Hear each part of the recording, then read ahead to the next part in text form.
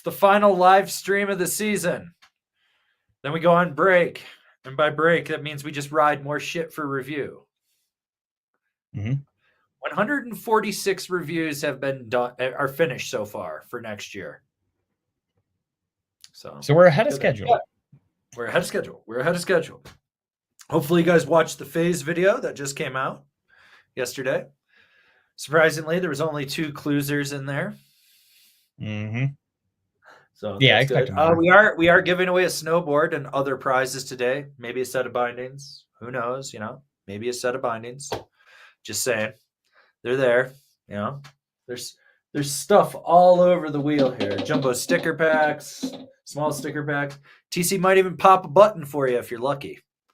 Good. So final button pop of the year. Final button pop of the year. Yeah, we won't be back till June sometime. Maybe even after the 4th of July. Who knows? Probably June. We'll probably be back in June. Who am I kidding? We got bills to pay. I got a dog to feed. She eats a lot of food for how small she is. She goes through a 60-pound bag of dog food. That weighs more than she does. All right. Start with the first super chat of the day. Salons, is it worth doing a piece about different bases? Are there any standards for centered bases, e.g. 4,100, 9,900, 7,000, or does every manufacturer do its own proprietary thing? Well, you can really only get bases from 2 materials or 2 companies. It's either IsoSport or Durasurf. IsoSport's what you want, realistically. So the number just refers to the molecular, I believe, is it the molecular density of it or something like that? Yeah. Yeah, how many parts per square? Yeah. And it's really up to each company on what they want their standard to be. Like, you'll see some people using like 4,000 as their standard. Some people use like 6,000, and then there's like obviously the race base, and then like the 9,000. But it's all up to the company on what they want to put on it, really, and that's what they call their standard. I feel like 4,000 is like just the base, though. That's kind of like where everyone goes, unless you get into cheap extruded bases. But 4,000 just seems to be the big one. All right, let's give this man a spin.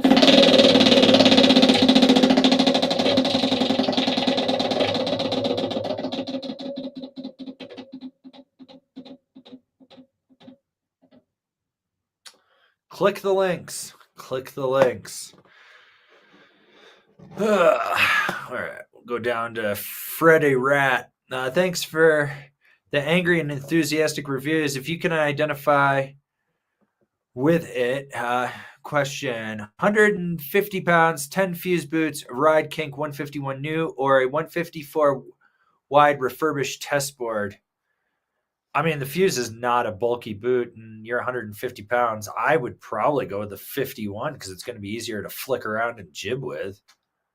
Yeah. I mean, you don't need the wide, that's for sure. Yeah, I mean, you ride the fuse boots, Yeah. Like, I mean, 51 if you're trying to like have it strictly be your jib board. If you plan on taking it kind of a little bit everywhere, maybe the 54 wide, but I mean, just for jibbing, you'll have enough board with that 51. Yeah. Yeah. Well, I think we'll give this man a spin here.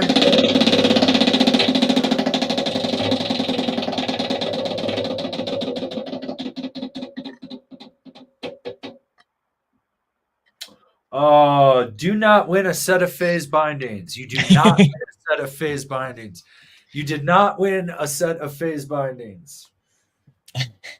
But don't worry. Maybe this fall we'll give out a pair. Yeah. Let's see. I like this PSA from Letters. Buy Dang Shades. Click the link. Thank me later. There's a link down in the description. So support Chris Beresford.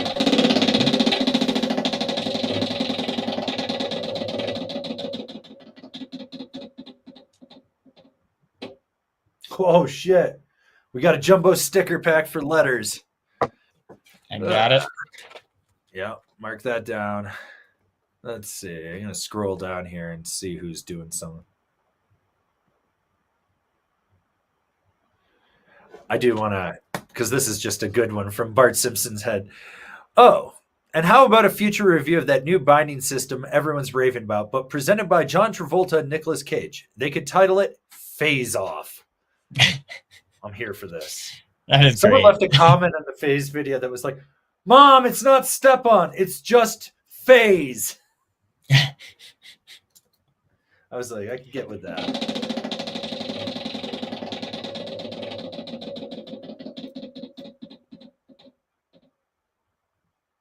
Ooh. Click the links. Click the links.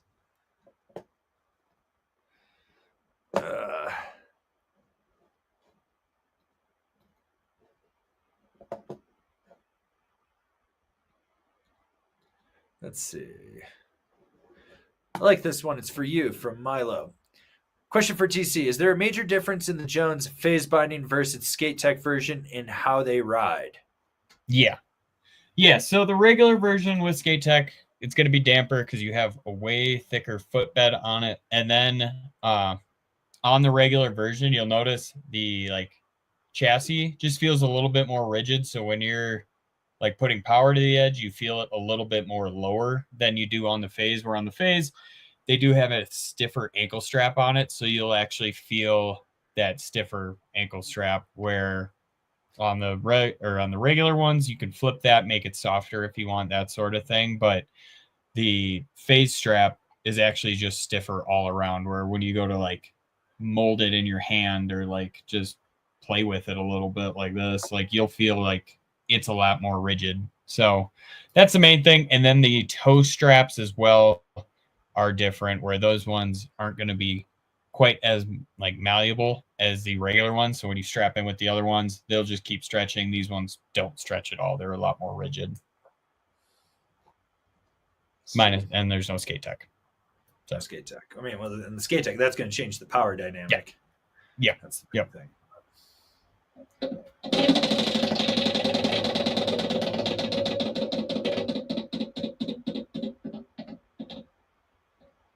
Oh, yeah. Don't forget to spray the closers. Those guys got to be shitting in their stirrups because of phase. Yeah. So, all right. Speaking of clue, I like this one from Barndon. Is the clue nicotine also more athletic?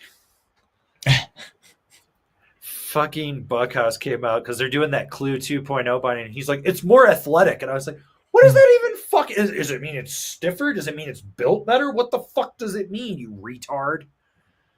Generational illiteracy is a real problem in America, people. Stop it at the source.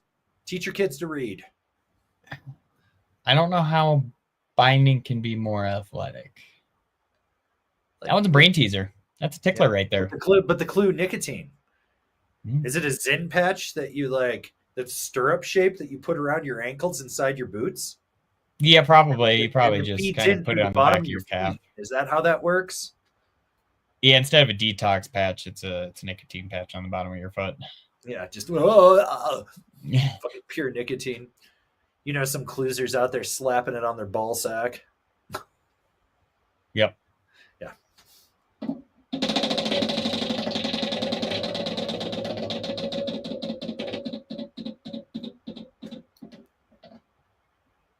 Whoa. Got to ollie some slow signs. I had a questionable slow sign ollie yesterday. Yeah. Whoa. That was very questionable. I was this high over it. Fuck. Mm-hmm. All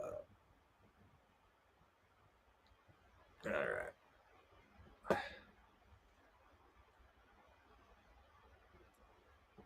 All right, let's find one here. I'm looking around. I like this one from Peter Dabrowski. I keep hearing Capita is making a Torstein Pro model because of his interview on the bomb hole, but I don't see anything in the catalog. What's up? It'll be a late release. They do that about every year. Capita kind of has one late release board. They're still designing it, though, from my understanding, is it's not fully 100% dialed in, so it might be a late release next season, might be the season after that.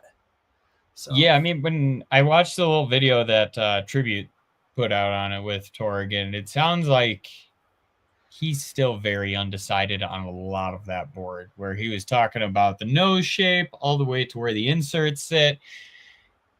I'm not a hater, but it does feel like he's not being guided too well, or he just has no idea, because this is the first time he's ever gotten to design something like this in this extent, where I have a feeling he's a perfectionist in that sense too, where he's like, oh, this needs to be like this, but then when he changes that, he'll change something else on it and then be like, ooh, this just changed how it rides, and now I have to do this. And yeah, it seems like he is not made up his mind as to what he wants that board to be. And from the sounds of it, it's going to be a very interesting board, because it sounds like it's strictly going to be designed for him. So who knows how it'll ride, but I'm excited to get on it. I'm excited to get on it. Yeah. Yeah, that's one. We'll see how that goes. Mm-hmm. Yeah, Trippy posted something on their Insta that was good with him. I didn't watch the full thing. Oh, you got to spray more closers, guys. You got to spray more closers. Let's see.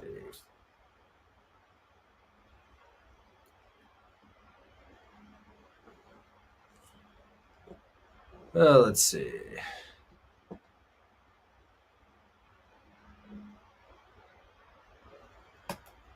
From Chief Shane, if I wanted to step up from the 159.24 Rome Cruiser, what link should I click? All of them. Every one of them. Depends what board you're going to. I mean, we got links for everything. They're out there. Didn't post any sales links last Saturday. I was fucking wiped out. Mm-hmm. So I didn't do that. But yeah, I don't know. It's kind of your call. We put links in the description of every review, every top 5 that's hard goods related. There's links in this description too. So, you know. Yeah, it's a very open-ended question. I don't know where you want to go from the cruiser is the problem. Well, we'll make it easy.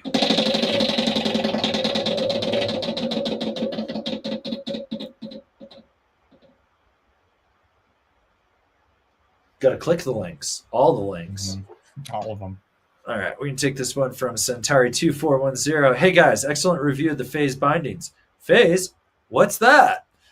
Will my chunky Vans boots fit in the Mercury? Should.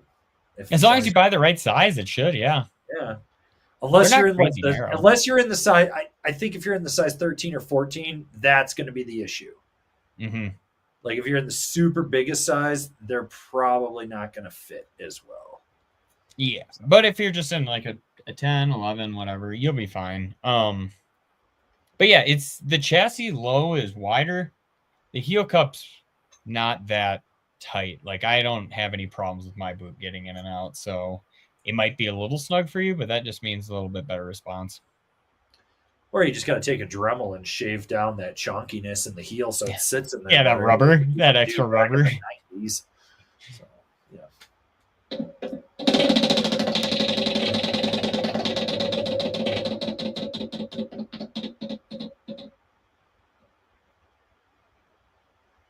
Support the Shred Foundation.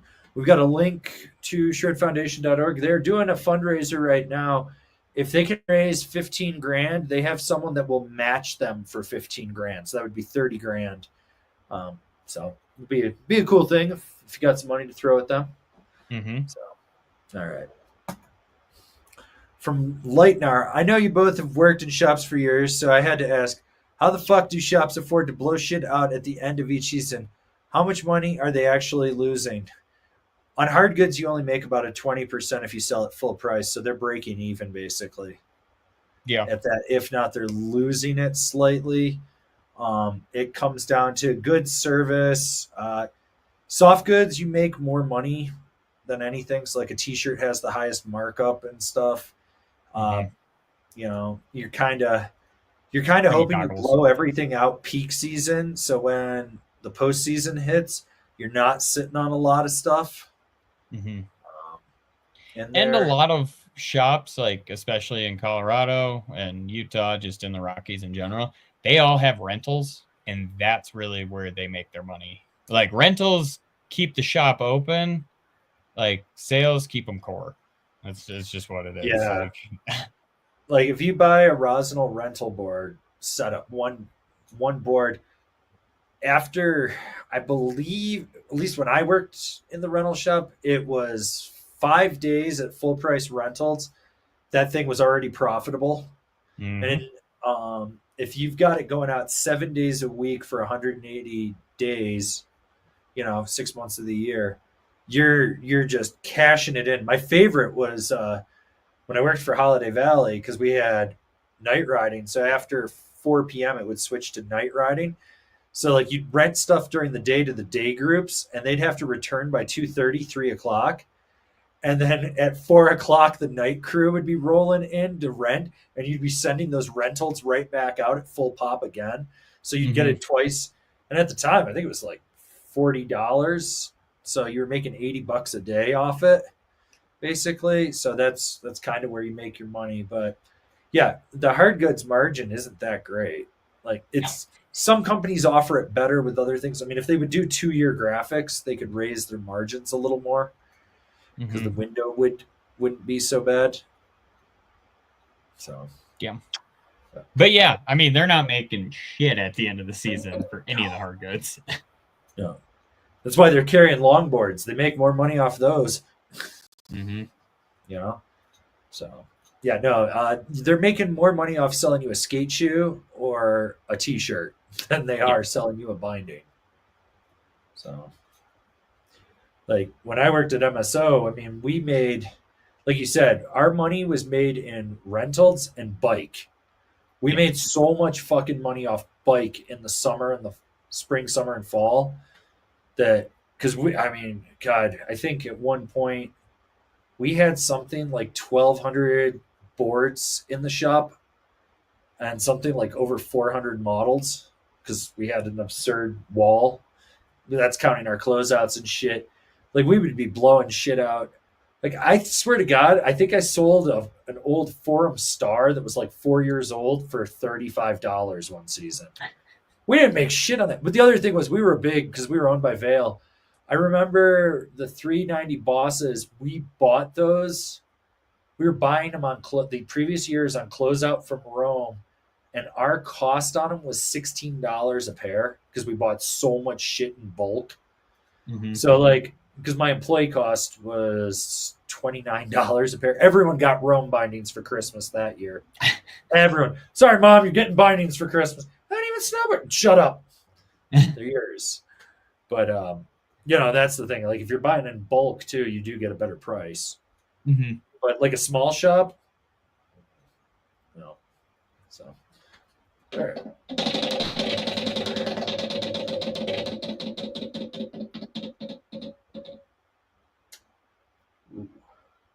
Well, Shop Gravity. It's our local shop at Copper. Steve would really thank you. So, let's see. Just scrolling all over. We're going to go back and forth on stuff on this. All right, we got a super chat from Carpe Diem. Hey, TC, do you have any issues with the bushings decompressing over time on your Mercuries? Mine are at the point where I can move the binding from toe to heel by hand. Is that normal? Yeah, I think it's normal. I mean, I can do that too on mine. Yeah. You should be able to go into a shop though and either get new bushings, or you might have to tighten down the actual hanger on it, because that could have just come loose over time, depending on how old they are. Maybe just try to just get an Allen key in there and just tighten that one up a little bit, and you should not have that problem as much anymore. But like when mine are mounted up, I can move it up and down and you can see it moving. So I wouldn't be that concerned with it. Just try tightening that hanger. And then if that doesn't work and you're still like, I still feel too much mobility in there, then I would just stop into a shop and see if they got extras. I know like Powder Tools does up at Steamboat, and so does like Evo. They just give them out. Like when I worked, I think Underground has them too. I would, like if they're carried. I know Steve usually has a box of them. Yeah, I mean, if the shop carries Skate Tech, they're gonna have just extras lying around. Like, yeah. So yeah, stop into your local shop if that's where you bought them, and they should be able to hook you up with some extras. Yeah. All right.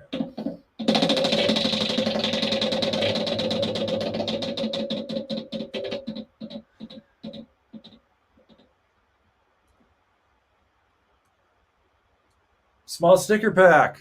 Small Ooh. sticker pack. Carpe. All right. Yeah. You know what you got to do. If you do win a sticker pack or any prize from us, you have to email us info@angrysnowboarder.com to claim it. You got 1 week to claim it because we're going to be on vacation. Yep. Not chasing people all summer to find shit. I won this 4 months ago. You didn't fucking claim it. That's on you. Fuck. So. Yeah, it's like if you get one of those free entries on sports betting websites, you have to claim it within 18 hours. We're nice. We give you a week. So just take care of it within the week, and then we don't have problems. Our boy Bernie Tomasetti, the man of the retirement. Are you fuckers going to come send it with us in Copper for our shop trip? Don't be gay, you pussies. We're literally there every day, Bernie. Like, I don't understand what you want from us at this point. I'm going to roll in at like 10 o'clock in the morning in the parking lot. You guys are going to be hungover. I'm not going to see you till noon. About 1 or 2, you guys are going to go to the bar. I'm going to go get in my car and go home. So, yeah, I'll see you. Yeah. I'll see you on the east side of the mountain because the west side's going to be closed. Yeah. Far west will. Center will be open. Will it? Yeah. Okay. Well, that's good because I thought that was center's always the last to close. So okay, I thought they haven't were going to closed the backside yet. So the backside will be the first. They'll go back and then the backside's still open. There's still like 89, 90% something open. I was like, Jesus fucking Christ. I was telling people it was closed last week because I thought it was dog shit back there. I was like, oh no, that's closed. Like, you don't want to go back there. Fuck, the backside's only good for like 2 weeks of the year, realistically. The rest of the time, you're just fucking like, oh, there's not enough coverage or it's shitty. But yeah, Bernie, we will. You don't get a spin. There. You're retired.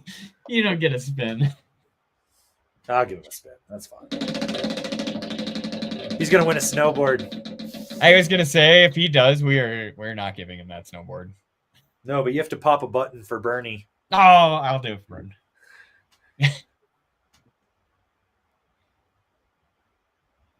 Yeah. So there we go. Let him breathe. Let him breathe. I'm going to take this one from JP. Any thoughts on FP insults? They're shit. They're shit. Like, after we did the bowling ball test thing, like, their marketing script, he's like, I see videos everywhere of them crapping on Remind, and the brand is always in the comment sections talking about how much better the product is. Something seems up. Yeah, the guy that made it, he just ordered some shitty generic one, slapped his logo on it, and that's it. Like, if you compare him to other ones, he basically Alibaba expressed them. Like, look at their website. Their website looks like it's from 2005. That's all you need to know, dude. Like, it's an afterthought. Like, the drop ship their shit. No, fuck them, dude. Their shit's trash. I got into it with the owner to the point he just blocked me because he couldn't answer any of my questions. Like, what's the matter? Can't answer my question? Can't answer. I was asking him legitimate questions, like, and shit. And I was just like, fuck off, dude. Your shit's whack. Your shit's trash, dude. Like, the reason, I can drop a bowling ball on it. Yeah, because you just put like a fucking inch of memory foam in there with some gel, dude. There's no actual, like, heel pocket stability. Like, cool, dude. You're the fucking Crocs of footbeds. Yeah. Yeah. I don't know. When I put it on, it wasn't even that comfortable. I'd say Crocs are actually comfortable. Like, don't forget structure. Don't forget structure. That's an important time of the year you need it. It is that time of the year. Let's see. We'll scroll back up here. I know there's some stuff that we probably missed somewhere.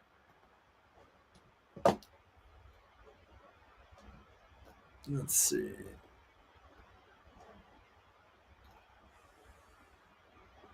Let's see.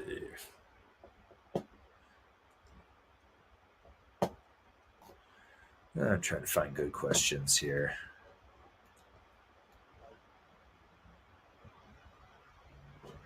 Take this one from Eric Shelton. Hey guys, just wanted to say thanks for the great programming.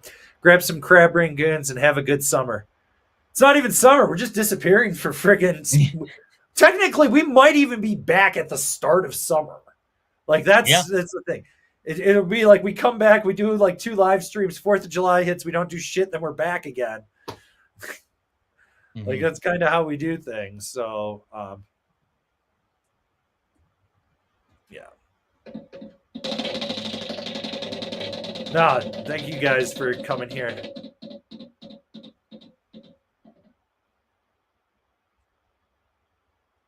TC has to pop a button. Oh, goddamn. This wheel is rigged. You know, didn't say you had to pop it down. You could pop it back up. Just checking. I don't know. It's a nice day out. Yeah. Let them breathe. Let the little chesties breathe. The little ones I got, you know. All right. The few that are there. Yeah. Yeah. Let's see.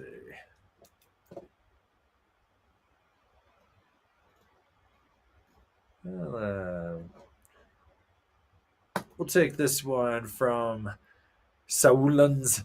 Thank you for the season. It was a super fun one. Enjoy the time away.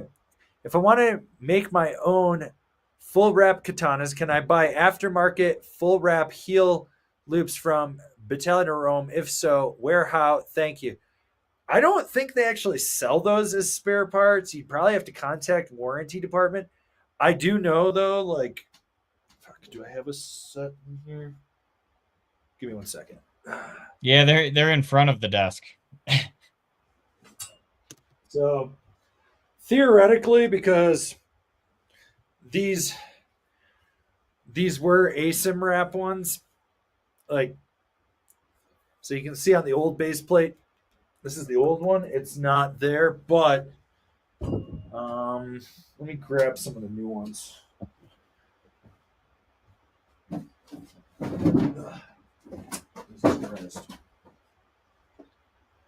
But on the new ones, so like you have the outside, the inside, they should be able to match up and you should be able to do it. It's going to come down to if you can find the parts. Like I've been playing mix and match with my bindings for a while, so it is doable. It is doable, but it's there, you know. I don't know. Hopefully your dad has a set of sweet tools to play with. Yeah, because I don't think it's going to work, because isn't that heel cup connected to the ASIM wrap for on the phase, so they don't make an actual full wrap version? He's not talking phase. He's talking just straight. Oh, okay. I thought it. Okay. Yeah, no, if he was talking phase, I'd be like, no, this is not doable. But he's talking just regular ones. Oh, so, yes. okay. So, yeah, Yeah, like the chassis itself is. So, you should be able to. Maybe I'll have to make a video of that. I don't know. We'll see. We'll see what mood I get in. There's a bunch of shit I've been like, we should make a video of this. And then I look at it and go, I don't have fucking time for that. We need to make more money so I can hire more people so I can make more videos. This is ridiculous. Filed my taxes. I didn't make shit last year. Everything went to the business. Mm-hmm. That's how it goes. TC made more money than me. Ben, the editor, made more money than me. Well, support the Shred Foundation. Support the Shred Foundation. All right. Yeah, if you're just getting here, get your questions in there. We're gonna try to do that. We do have some snowboards to give away, so you know that's always an option for people. Let's see. Ooh, I like this one for you from Devil's Edge. TC, thoughts on dropping board size in the same board for tighter bank slalom courses? Riding a Stratos 161 wide and debating adding a Stratos 54 wide. Worth it, or just run what you bring? Cheers, fellas. I actually have had this debate in my head the past week where I was like, do I go down to the 56 instead of the 59 just to get a shorter effective edge? And honestly, after talking about it with some people that are actually fast at bank slaloms, it's not a bad call. I don't know if you need to go all the way down to a 54 wide from a 61 wide. That might be a little much, but I mean, you could definitely go down smaller. Like, and I've thought about it. I might do it next year. I might get a smaller Stratos just so I can run it in tight bank slaloms. But 54 is pushing it. I would look at something else if you were going to go that small. But like if you wanted to go in between there, I think it's a 57 wide, something like that. 58 wide, maybe. Fuck that. I would go to the 54 free carver 6,000. You can do that too, because that would be wide enough where you don't need the wide. Yeah. Where you torsional don't need the wide. There. Boom, done. Mm-hmm. Pull a PD on that shit. Yeah. No, that was Harry running the 6,000. PD was running the 61 wide Stratos, but a 19.5-inch stance. He put the front one on the POW stance and the back one as front forward as he could, and then he was just able to wiggle that thing around. So you could also try doing that too, is just making that stance as tiny as possible, and then you can decamber and foot steer the board a lot easier. So either or.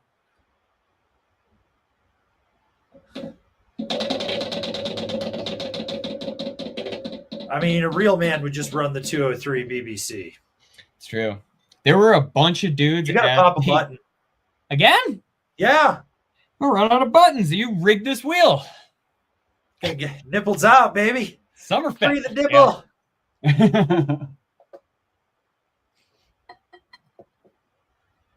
No, I saw a bunch of dudes riding doughboys in Winter Park at that bank slalom, and I just started calling those dudes the bakery because they had so many. There were 4 of them there. I've never seen so many in one place. Not even at a demo. It was crazy. Yeah. No, yeah. That's every now and then that you see that. Yeah, let's see. Okay. Oh, I like this one from Nathan Harvey. Between bindings and boards, which is more overpriced? Not including Clue, we all know it's as good as a screen door on a submarine. What? No, it's a screen door on a battleship. Now, I've always heard screen door on a submarine. No, a screen door on a battleship. Biff Tannen. We live in that timeline now. Oh, okay. Okay. Then why don't you make like a tree and get out of here? Yeah. Back to the Future. Which is more overpriced? Like, the whole time, like I even remember when I was like a kid. Remember it was like 1987.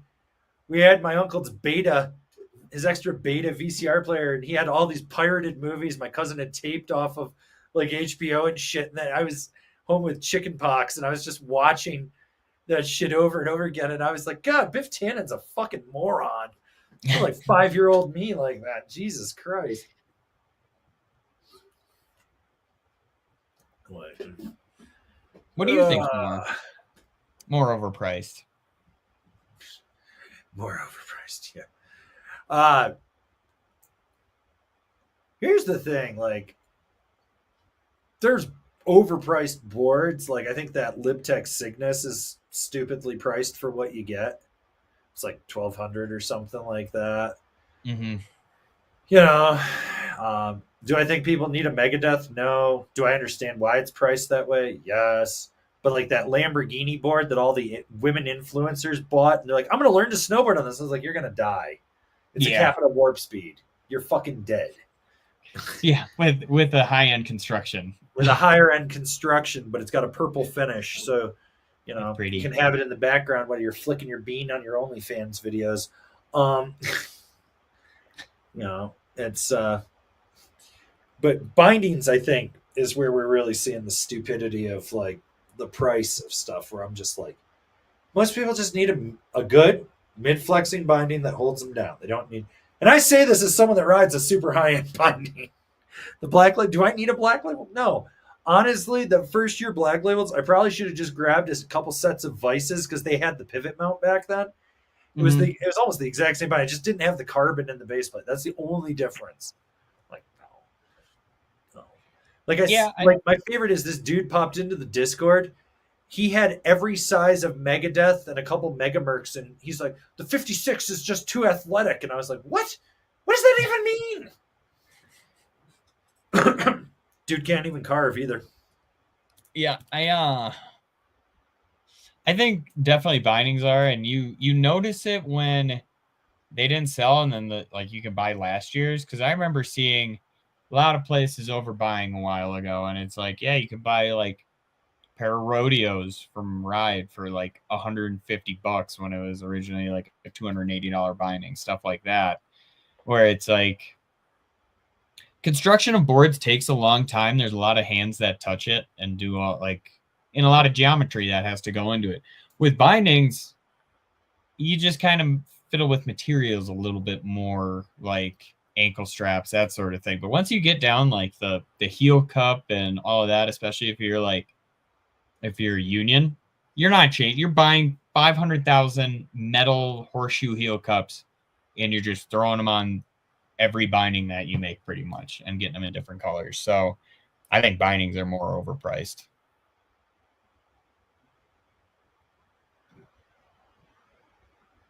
Yeah. No, I do think bindings. Sorry, I was reading something. That was the greatest, yeah. Yeah. Yeah. Yeah, you're right. I mean, fuck, I'm just over here like, just give me a set of fixed block 5s for next season. I'll be fine. It's probably like a $200 binding. I'd be like, yeah, I could ride this all year. I'll be fine. It's whatever. Yeah. Like, yeah. Like, there's features I want on bindings and then stuff, but like if they don't have it, is it the make it or break it? I mean, I rode fucking K2 Indies. It was $139 binding forever. The only thing I did different was I pulled the hinge strap off my old formulas and slapped them on it. It was fine. It was basically a trickle down formula at that point. Rode them for my years. Indies had the hinge. Yeah. The ones that I got, they had the hinge already. I was good to go. Yeah, those came out after I did that for a couple of years and kept bitching at demos about it. It's like they had to wait for the trickle down price and the technology to hit it, you know. Meanwhile, you got Clue over there, $500 plus US on fucking trickle down rental technology. Mm-hmm. But I don't know. Boots might be even more expensive in my eyes, like overpriced. Because you could get away with riding the same board, the same bindings for 100 days, and you're going to be fine. You throw 100 days on really any boot, it's going to be a totally different boot by the end of it, and it's going to suck. So, like, boots, I think, are probably the most overpriced thing out there. Are they the most, boots, like, it's a diminishing return every time you ride because it's a depreciating asset. Mm-hmm. Like, it's never as stiff as the first day you try it on. It's perpetually getting softer. It's perpetually breaking down. Mm-hmm. You know, like a binding, you can replace a heel strap. You can replace a high back. You know, like my Roams, I could replace a heel cup if I have to, right? You know, you can replace. With a boot, all you're doing is putting more foam in to suck up volume, shortening like your BOA cable or your lacing option to try to make it tighter. But it's still perpetually getting softer and softer and softer. Like, you know, it's just how it is. It's just deteriorating. That's all it is. Like, yeah. Mm-hmm. Yeah. So, I mean, yeah, everything's a diminishing return in snowboarding. It's like, but the boots are especially fast compared to everything else. So, yeah, dude, that's just fucking just perpetual decrease in the boots. Mm-hmm. And it's like, I look at, like, when I buy boots, I'm like, fuck, this is such a diminishing return. Waste such damn money. Return. This season especially. Fuck. Yeah. Oh, well. Let's give Nathan a spin here.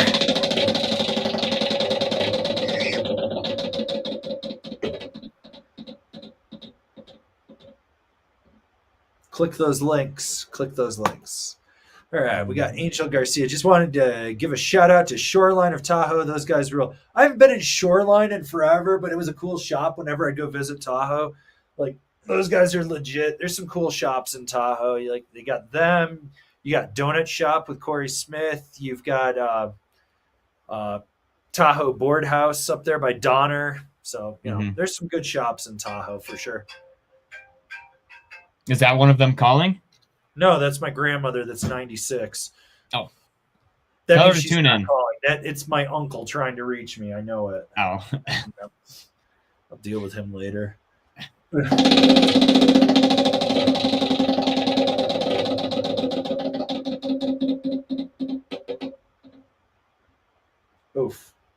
You lose, sir. You lose. Let's see. Okay, we'll take this one from Rory. Loving the ride moderator this season, but often find myself on hardpack snow and ice. Is there a board with a similar feel that would hold better in these conditions? That board actually grips really well. Yeah. Maybe a flagship because it does have traction tech in it, or I'm trying to think if Arbor would have anything with like that grip tech. They do, but the board that you would want rides like ass. Okay. Oh, there you go. There you go.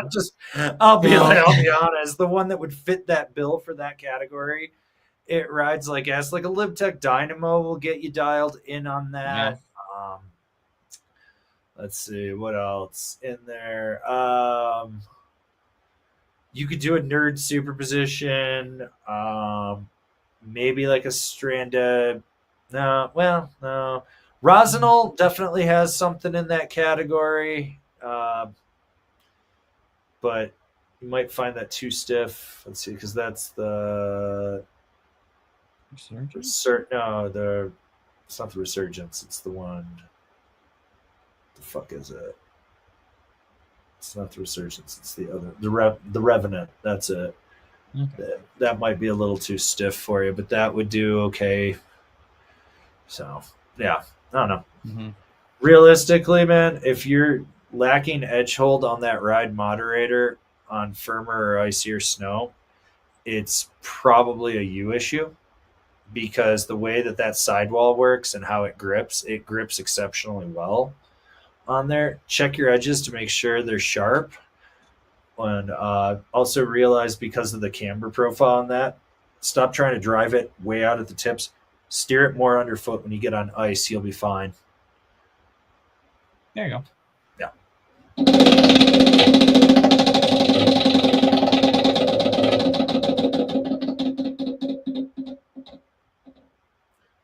Well, click the links. Click the links.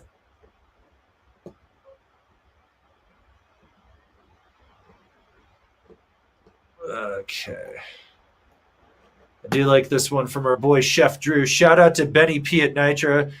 Saw him at Bombhole and he hooked up new ladder and ratchet for my Phantom Plus. Was going to get me a Highlander demo, but said it was at an online review site. Is it you guys? No, I asked for that and it didn't come. Yeah, some other asshole has it. Some other asshole's got it. Bullshit. Bullshit. Because at least if we had it, I'd be like, just come on out. We'll let you ride it. Yeah. You know? Yeah. I'm not sure who's got that. My guess is that's either probably James from the Good Ride has it or Outside Online, and it's probably Outside Online more than anything. Mm-hmm. So I don't know. Got a 59 Cinema though with gull wing camber. Ooh, big old lasagna. Ooh. Rodette's pow. And get faster.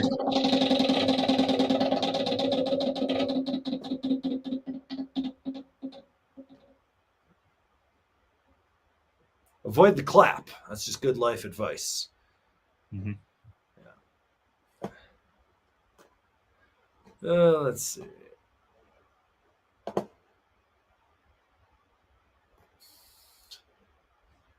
I'm just going to take this right here. High-end 32 boots with the energy foam liner last for... No, they don't. They do not. They never have. 32 days. Are a fucking joke, dude. They're getting better, but my God. I used to warranty most of them from just clapping out because people would be like, because 32 would warranty them. No. The ongoing joke was 32 days, they're done. Mm-hmm. Mm-hmm. Then it got to the point where they were like 32 runs, they're done. Yeah. Surprisingly, they're getting better for next year. So I'm like, okay, this is good. This is good. Nidecker's putting some money into it. No, 32 boots. Most people wear them so far past them being clapped out. And they're like, oh, it's just soft. It's like a tennis shoe. And I'm like, that's not how a boot's supposed to fucking fit. You don't get a spin either.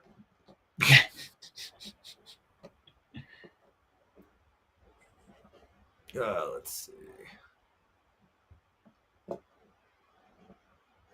All right, here we go. From Mongrel Uke. Do the different plates from the bent metals make a noticeable difference? Homie, his service just hooked up some Lib Collab transfers for 200. They come with the 8 flex plate. About to try them now at Airbag on a 57. Yeah, so that's one of the ways you can customize a bent metal. They're interchangeable. So you can go from the transfer one all the way down to like the joint or the bolt, and you can swap them out. And each one of them's different. Each one has different characteristics of it. That's one of the cool things because it's like they're just compatible. As long as you have the right size, it'll fit on all of them. So it's good.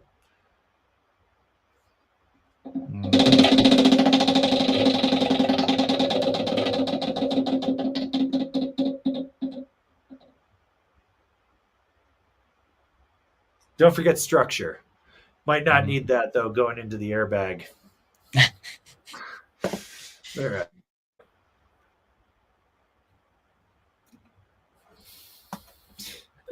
From Himbo Slice, would you rather risk food poisoning at Koa Cantina on Airport Road in Breckenridge or do a day on Clues? I've done a day on Clues. I know how bad that is. Fucking it took me 3 days for my legs to recover. But I think I'm gonna try it. I'm gonna risk the food poisoning. You going for it? I'm gonna risk it. Good luck. Thoughts and prayers, dude. I'm just not gonna get the fish. Do they even sell fish out there? I don't know. Never been there. Well, it used to be Yo Mama's. Oh. Taco Cantina. The food was horrible then. I don't have high hopes. Restaurants on Airport Road other than the distillery? Questionable. Yeah, I mean, it's not a great place for a restaurant. Like, no, the only people that it services is the affordable housing neighborhood, but mainly the snow carnies that work at or that live in the terrace. Yeah, that's it. And the dispos. Yeah. Well, that's the thing. You go to the dispo and then you watch some tourists come out, fire up a joint, eat like 300 milligrams of edibles. Oh, I don't feel anything. I should get some tacos for later. Then they go in and they're just standing around waiting for their Uber like, Yeah.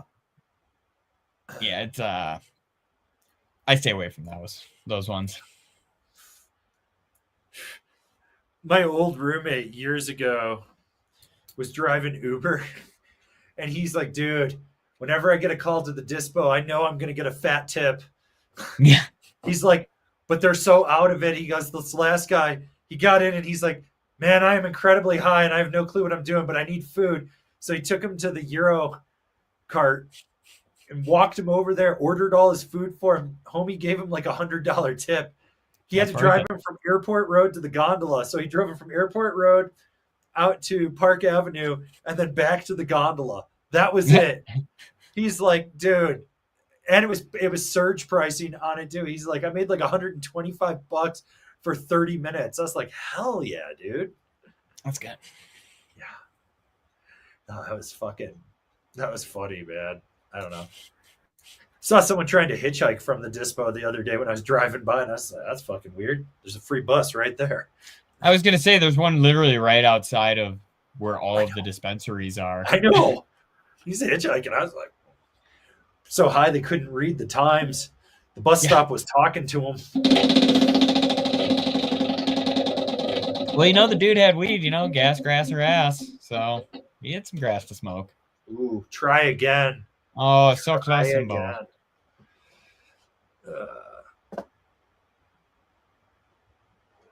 All right, here we go. From Dylan Slater. Is the ride War Pig actually an absolute pig, or is that just a me issue? I got to demo one a couple of weeks back.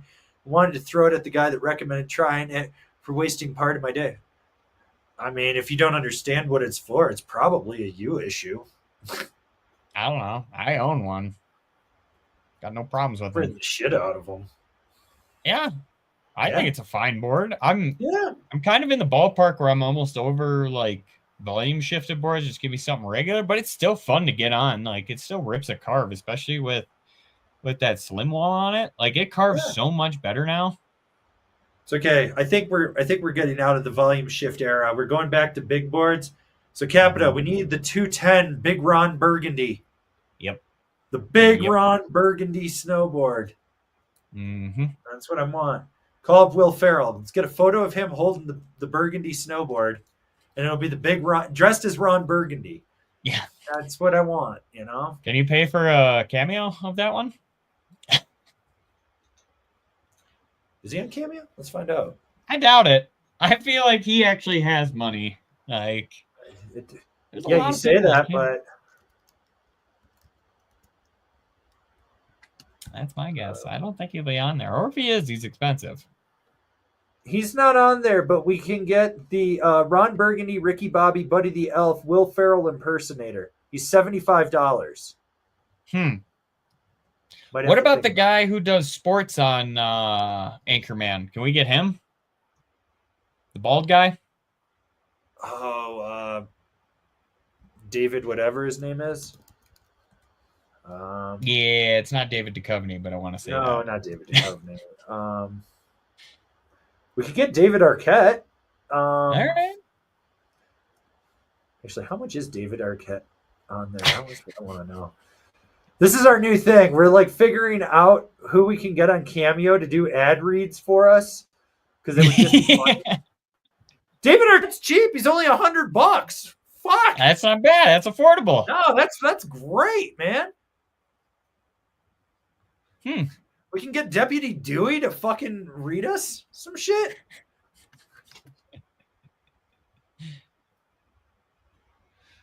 David Kushner?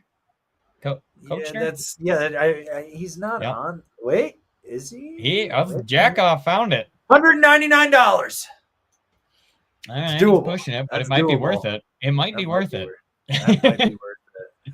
This is going to be our new life from here on out. I just need him to do a whammy at the end of the ad read. That would just be great. Oh man. I want the guy that played Lou in Hot Tub Time Machine. But I want him to read it as Lou. Yeah. Well, I'm pretty sure that's just who he is, because he was the same character in Ballers. He's the same character in everything. I'm convinced he's not acting. That's just him reading lines. And I'm okay with it. Oh, yeah. Yeah, so... No, I think Cameo is going to be the future. We could hire Casey for $10. Casey Willax. Just have him do ad reads for companies he doesn't work for us on Cameo to replay on the Black Friday live stream. That'd be funny. I would love that. Oh, it's fucking hilarious. We get Scotty Lego too. That'd be hilarious too. Like, hey, I need you to read for this board company. Like, what, dude? Yeah. We can even ask him if he wants. Nah, we don't want that sponsor. That's all right. Yeah. Oh my God, we could have some serious fun with that. That's for sure. All right, where is it? I want to take this one from Chris Yee. Have boots on 60 days and smell real bad right now. Well, you should probably take them off if you've had them on for 60 days. Like to use them still for spring park laps. I have always used a boot dryer, but didn't help overall. Best way to fix the smell: wash the liners, burn them. Well, I mean, burning them will get rid of the problem permanently. Pull them out. Pull your footbed out of the liner. Pull your liner out of the shell. Let them air dry in the sun for 2 days. After that, get a turkey bag, like for cooking a turkey. Throw them in there. Pull all the air out of it that you can and seal it. Throw it in your freezer for 24 to 48 hours. Then pull it out. Then give it a big old whiff. Guarantee it's gone. Just don't lick it. Baking powder as well. Yeah, baking powder will do it. You can hand wash them. You can put them in the dishwasher too, depending what liner it is. But yeah, top shelf only though. Top shelf only. And turn the plate dryer off. That's a good call. Yeah, you don't want to bake them. Yeah. All right, let's get this man to spin.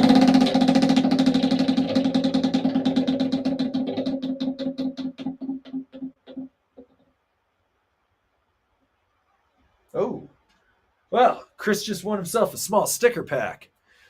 Make sure you email us info@angrysnowboarder with your mailing address, and we'll get that in the mail to you.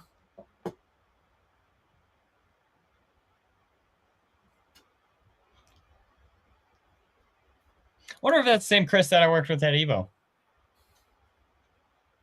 Could be. I think that Chris lives in SoCal. Oh, okay. No. Got 2 Chris Y's in the world done.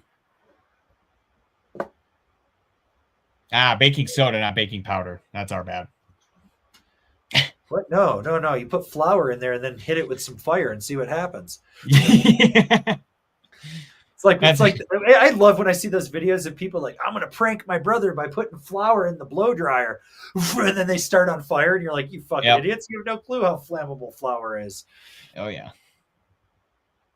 We were taught that from a very young age, having all of the flour mills in Minnesota. They're like, you want to learn something? Flour blows up, and then they show you that, and you're like, oh wow, it's great for making homemade explosives. Yeah. If I learned anything from playing The Last of Us, homemade explosives out of flour.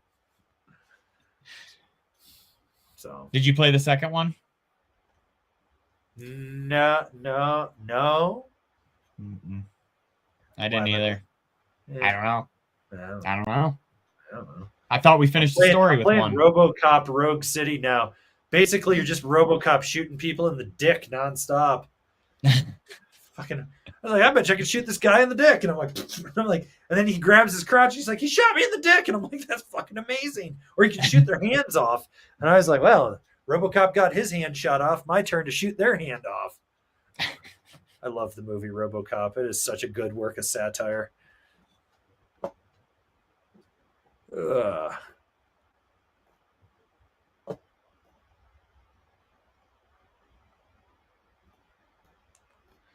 All right, let's see what we got here. Scroll back up. We'll find something here. All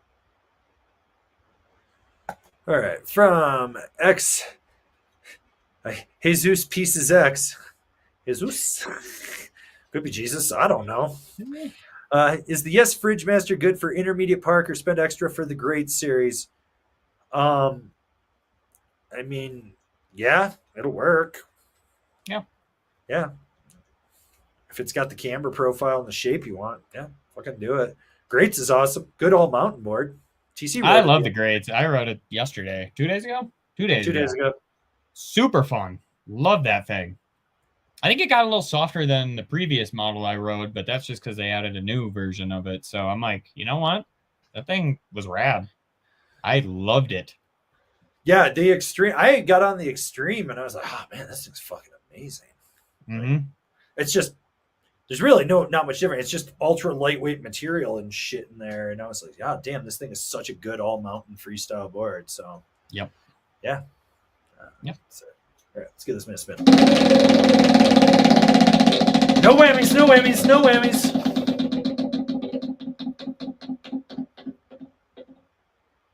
Where are we going? Small sticker pack. Mark it down, TC. Jesus. Jesus. Let's see. I'm going to scroll up because I know we missed some stuff. Looking for something good here. Yeah. Yeah, that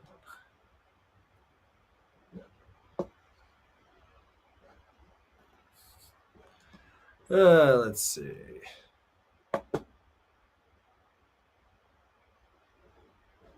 Well, this is a good one for you from Mr. Dell29.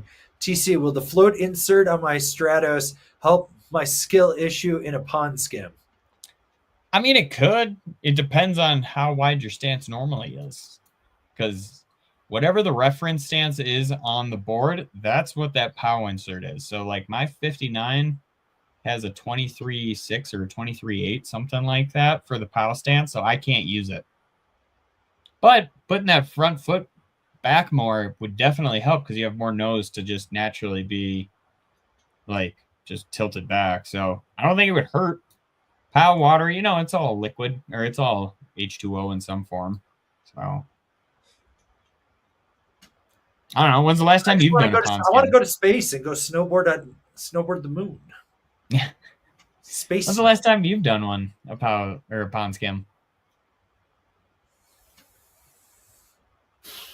like an official one, or I just went pond skimming for the sake of pond skimming? Like just unofficial. It's been a couple years, but I did one up at the like when Lake Reveal showed up at the basin. Mm-hmm. Like I think it was only like 20 feet or something. I just came around the corner. I was like, oh, it's starting to show up, and I just went for it. I still think the funniest one I've ever done though was the basin. They got this friggin' like river going down the middle, like right below Lenawee in that flat section. And it was like this wide, but it went all the way down until you could cut back over. And so I hopped in it, and it was just the water was just pushing me along the whole way. I was running so hard. But I was riding with my friend Larry, and she's like, I got this. And I was like, no, you don't. She did not have it. Larry almost drowned. I had to go save her. She was getting pulled downstream. I was like, oh, God, like dragging her out like a wet cat.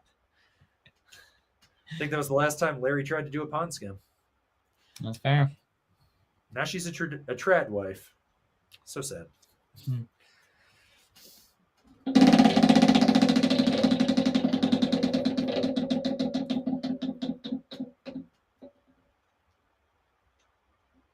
Support the Shred Foundation. Support the Shred Foundation. We got a link down in the description. All right. Let's see. Oh, I like this super chat from Letters. What's your number one rule for riding with the boys? No rules. No, I don't. Take more runs than you drink? Beers? Otherwise, we run a loose program when we're all riding together. A very loose program. The number one rule is if I go into a bad mood, I will kill someone. That's just it. I will make it a living. I will make it my mission to make sure you are not walking normal the next day. Like, that's what it is. The real number one rule is keep everyone alive. Make sure everyone knows where you're going and that everyone has a good time. Like that's the cardinal rule with it. Now, if someone in the group starts screwing that up, mainly Charles, because he likes to run people over, then it is scare the shit out of Charles Day. Nonstop. In there. Fucking Charles. He's always trying to run people over in that. But by and large, the big thing is take care of everyone, make sure everyone's safe, make sure everyone knows where you're going. Give the weaker riders the option, explain to them the best way down so that they do not kill themselves. Like Tour de Copper, it can go one of two ways. I can make it nice and easy and you're going to have a great time. I can make you want to go to the bar after 3 laps. It's not hard. You know? You know how I am. I'll be like, it's just a mellow tree run. It's not a mellow tree run. No. It's a fucking bank slalom at 40 miles an hour with trees everywhere. If you mess up, you're going to die. Poor Josh found that out. We went in, and I was like, oh, God, he's following me. And there's 2 girls in there. I think one of them was taking a pee in the middle of a turn. And I was like, that's a really poor spot to squat. Yeah. And, yeah. Yep. Have fun. That's mainly it. It's always a good day when you got a squad of dudes just riding around. It's fun. Yep. We did that the other day. Did that pretty much all of last week.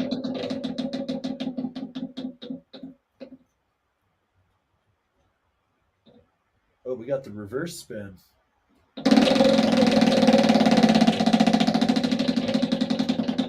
Let's see where we're going with this. You gotta shit me again? Nope. Again. Nope. Watch Shred Flicks. Watch Shred Flicks. Mm-hmm. All right. From John Doe. Question about your boot reviews. Well, they're not boot reviews. They're boot breakdowns. There's a difference. No Northwaves. Why? Too stylish and European for it? No, because Northwave pulled out of North America. They don't sell them here. Their boots are hunks of shit. They have one of the worst fits. They haven't updated anything. Everything Northwave and Drake hasn't been updated in 20 years. Like, I've got a set of their Drake bindings that literally are using the same mold when I bought them back in 1999. Their boards, I hand flexed one in the parking lot at Copper and it D-lammed. Took it out of the wrapper, mounted it up, and was like, wonder what the flex is on this. Went like this, whole top sheet completely D-lammed. Think their boots are any better? I don't. Fuck them. They're getting by on what they did when the guys that started unions still work there. Like, I'm more curious what this union boot's going to be like, knowing that Martino Fumagali's working on it, than that. No, Northwave's a fucking joke. A fucking joke. Like, as a company, they're a fucking joke. If they went out of business, who would care? I didn't even know they were still in business.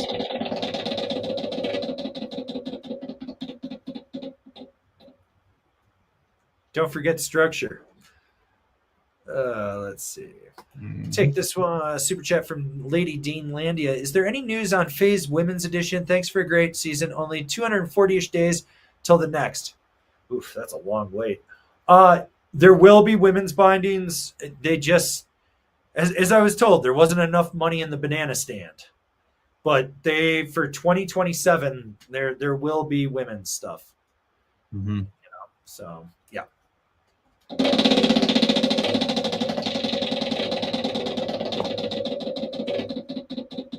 You can buy, what is it? Rome's going to have them in small? Or is it battalion? Yeah, I think the katana is going to come in a small. And Okay.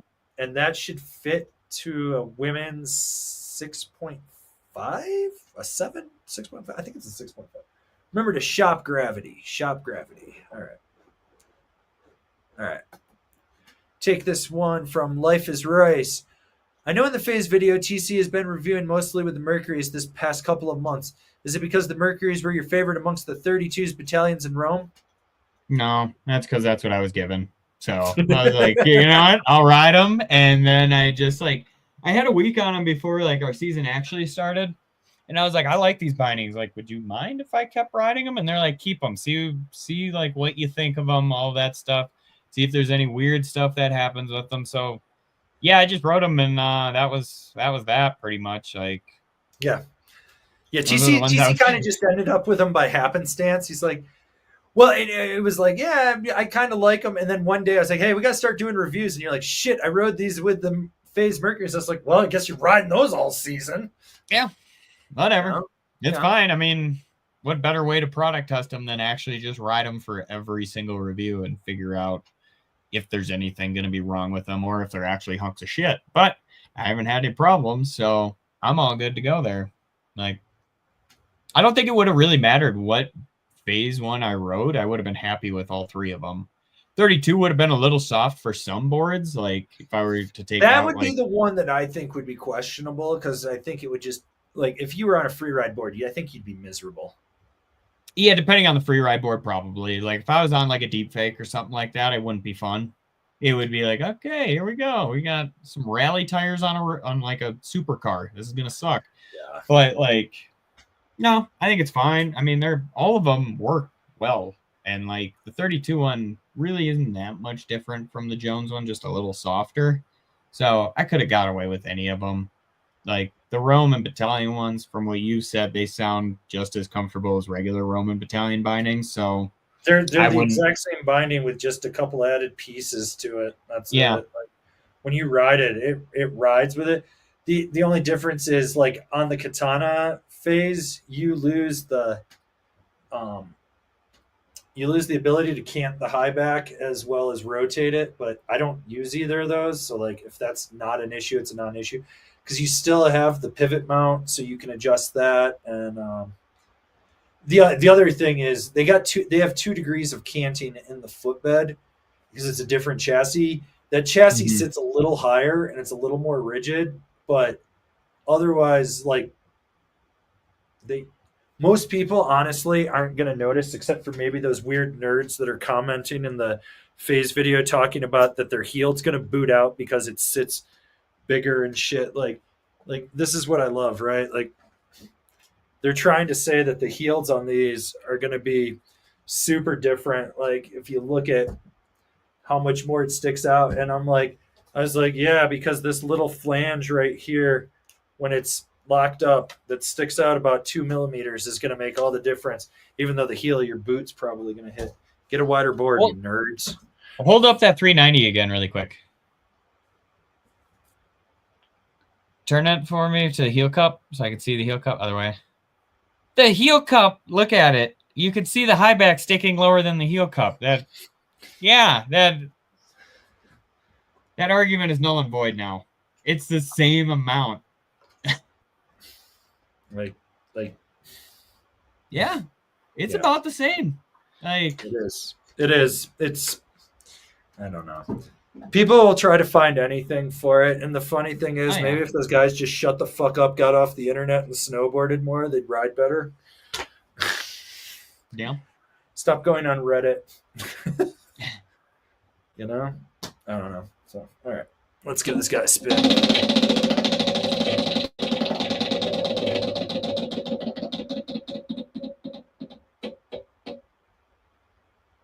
Oh, try again. So close.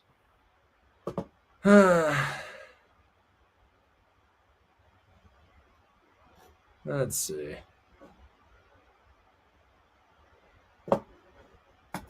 From Gary, anything new with the Salomon Dance Hall or the K2 Almanac for next year? Deciding whether to get this year or next year's model. I don't think there is any difference. Save the cash. Pick them up now. Click the links. Yeah, no. Next year's Dance Hall is just all red. Looks pretty sweet. That's it. Like, otherwise, they're the same. Yep.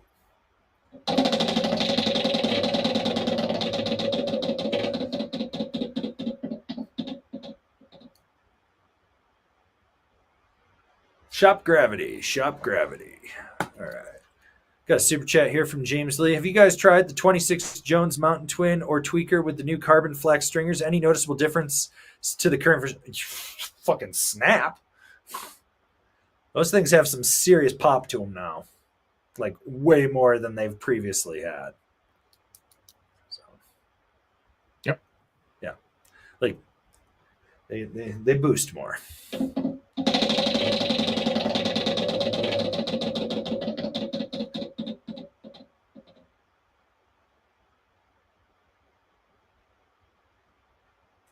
Click the links. All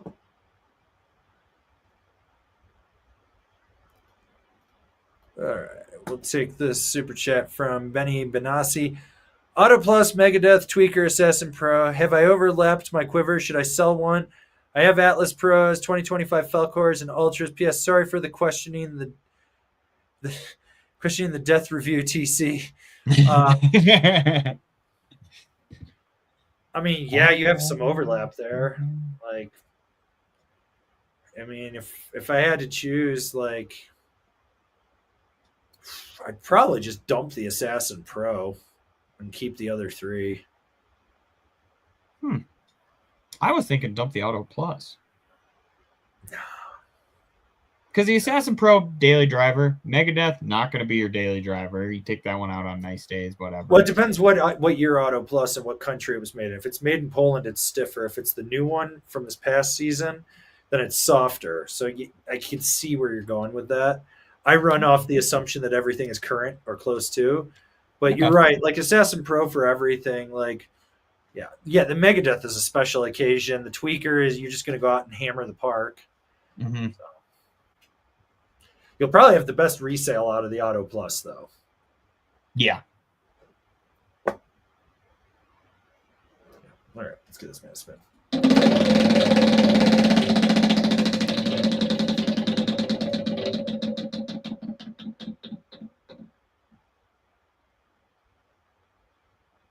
Support the Shred Foundation. All right. Take the super chat from I Eat Ants. What would be the deciding factors when choosing between the Capita Aeronaut and the Jones Howler? What about between the Ride Benchwarmer and the Jones Tweaker Pro? Hashtag phasers set to stun. It's going to come down to the flex you want. Like, the Aeronaut is noticeably stiffer than the Howler. The Howler is more approachable in there, and then it's going to come down to the shape you want. Like, frankly, I think the Howler carves better than the Aeronaut.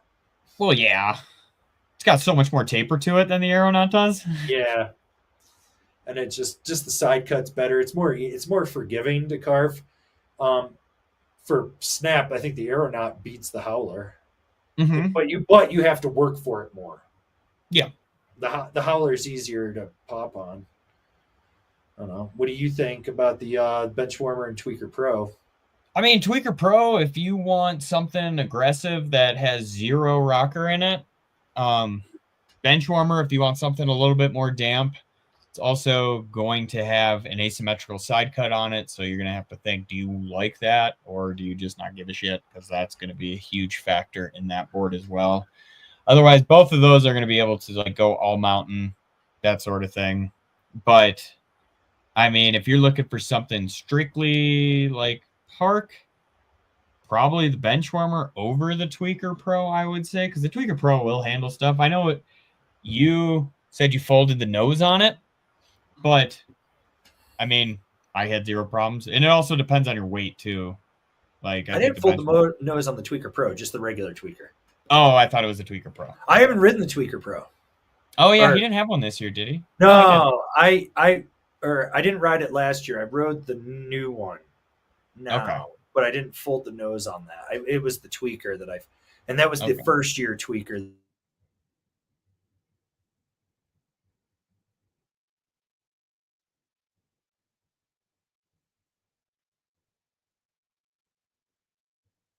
All right. Well, I don't know if he's gone or if he's still here.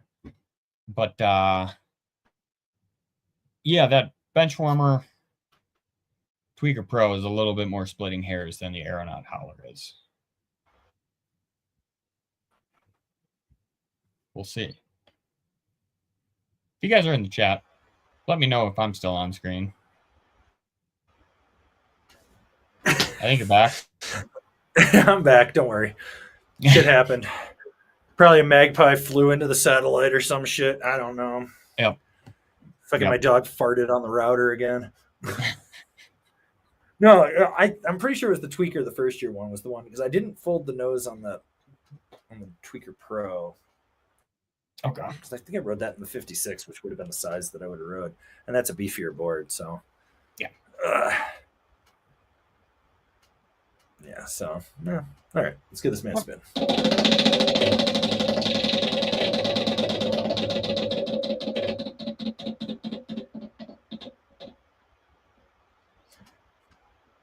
Shop Gravity.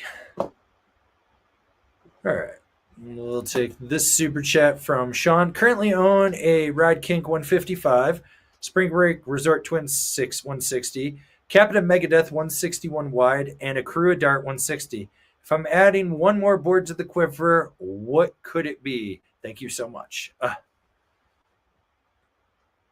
203 BBC. Or a 195 Doughboy. I mean, you're kind of covered with everything you have there. The only thing that I would maybe consider, because I'm just not a big fan of the Dart, is more of a powder-specific board that's a little easier flexing. Because the Dart is such a fucking workout. Yeah, I was thinking of like a Mind Expander or like a party board like that. Something that's a little bit more fun. Volume. Honestly, shifted, I just wait till next year's Service Dog comes out. There you go. Right there. There you go. That would probably be what I do.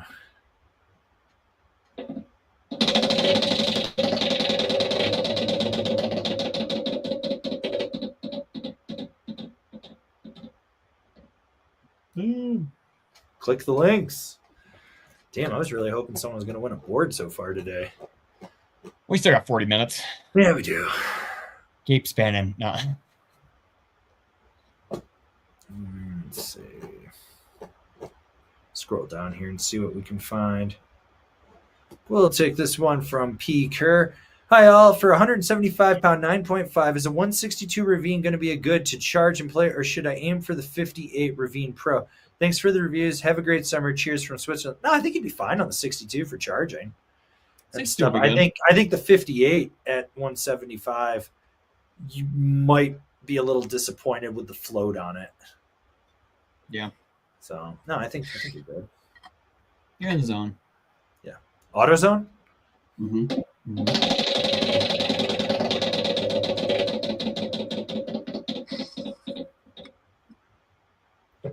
Oh. Thanks for a great season, guys. Thanks, guys. That's a good one. We couldn't have done this without you.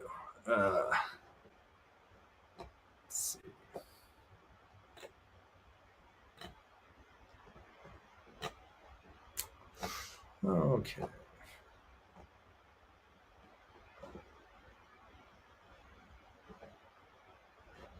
All right, let's see what we got here.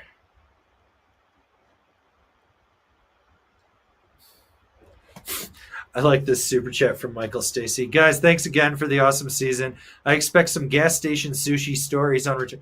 No, you don't get gas station sushi, especially in a landlocked state at 2 a.m. Rob the Rep made that mistake, and he paid the price. Couldn't get him a hooker. He kept telling me he wanted a hooker, and I was like, dude, no hooker's going to hook up with you if you're on the shitter every 2 seconds. Mm-hmm. So. Yep. Safeway sushi guy. I mean, the best sushi is actually at the Breck City Market. He's a classically trained sushi chef with 20-something years of experience. It's crazy. Yep. Most people don't know that. So, yeah. I don't know. I don't eat sushi. I don't eat fish because I'm allergic.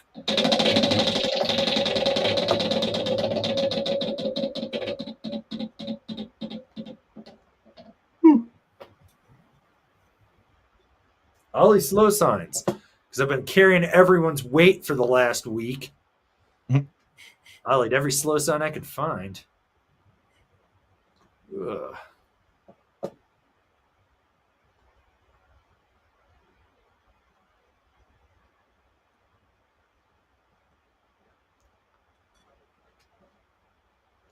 Okay, I like this one from Mongrel. Yo, I forgot to ask, have you guys seen the new snowboard with a snowmobile track built into the back? Love to hear a roast session, but you got to look it up first. You'll drop. Oh, no. I don't need to look this up. So you're talking about the one that Buckhouse reviewed, which is like the Chinese version. What you don't know is there was a dude in Mammoth who was a cat groomer who had spent 10 years and tens of thousands of dollars working on this. And he kept tagging me on Instagram and be like, you need to review. And I was like, I don't need to review this. This looks like a stupid fucking idea. And the guy kept telling me, he's like, this is going to revolutionize backcountry travel. And I was like, yeah, because I want a fucking motorcycle motor behind me going, you know, a little 2-stroke out there. And I was like, what do I do with that thing? Like, what, for going across flats? Like, it was the stupidest thing. And the guy, he kept coming back for more with me, like year after year. He's like, look at the new prototype. Look at this. And I was like, are you ever going to have a functioning prototype? And then he put up a video of like his 45-pound kid using it. And the kid basically hit it and it like ran him over. Mm-hmm. And it was like, but there was never video of it actually working. There was always like, oh, the motor broke. Oh, the paddle broke. The tread broke. This broke. I'm working on this. I was like, it's fucking stupid. And the one that Buckhouse used, I guess you have to do it on a cat. Like if you're in fresh snow, it won't do anything. It just bottoms out. And I'm like, on top of the fact, it's actually based off something from the 70s. Maybe it was the late 60s. And there was something like that did it. I want to say it was like Popular Mechanics or something like that, had an article on it. They were doing them up in like Michigan, but hunters were using them with their skis to like get them further out for hunting. And then it had like a rack so they could throw the deer on it and then just right back. And I was like, that kind of makes sense to me in that situation. But these people are like, this is going to be for a recreationalist. And I'm like, yeah, because, you know, if I'm out splitboarding in the skin track, I want some guy blowing past me on one of those because it's not classified as a snowmobile or a motor vehicle or whatever because it's new. It's just like the guy that was riding the electric unicycle the other day and hit the curb in front of me. Mm-hmm. I was like, oh, I didn't think that one through, did you? He was trying to ride it down the sidewalk, too. I was like, get in the fucking bike lane and get hit like a road biker like a man. You know? Have you seen this thing? Do you know what I'm talking about? Yeah. It's fucking I've seen it. I haven't seen it in a few years though. I feel like maybe 2 at this point. It's about 2. Like every now and then. I'll tell you the one that's weird is that F16 Cheetah, the snowboard with like the cutouts in the middle and the riser pad. Some dude posted it from Russia or something, and now it's making a comeback. And people were commenting on an old podcast video with Kevin and I talking about it. And I'm like, that thing was a piece of shit like 15 years ago. Why are people still talking about it? You know, like it makes no fucking sense.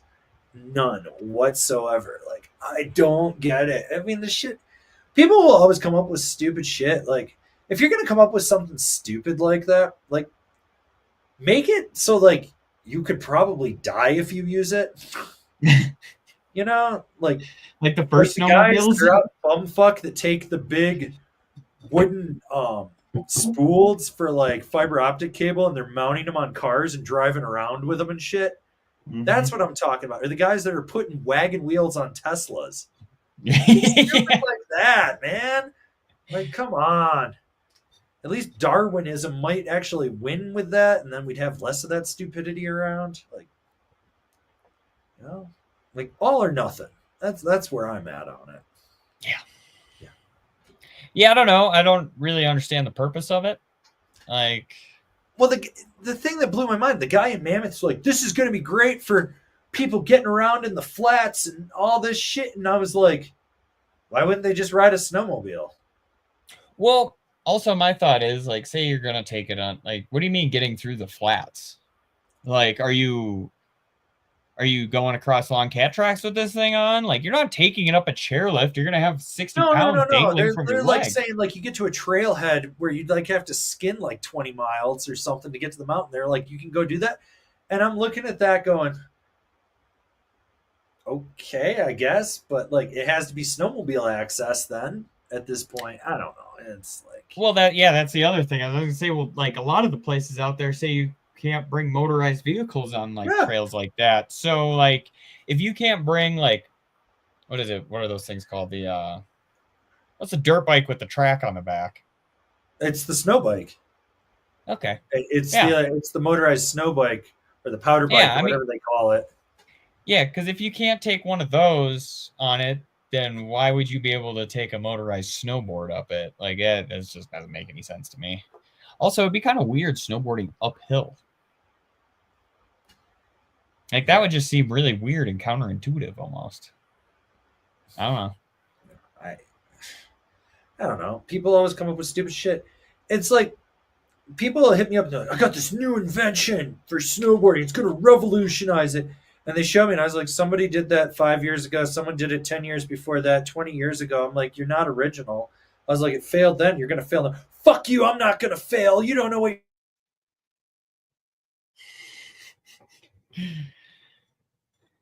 He's got a shitty connection today, but that's a great frozen screen shot of him because I know I'm still working here, so I'll just fill in until he gets back with the rest of his story about that. But yeah, you know, new people get into snowboarding every year and they think they're going to revolutionize it. It's the same exact thing that's happened for 10 years. Like, I saw somebody commented on a baseless binding.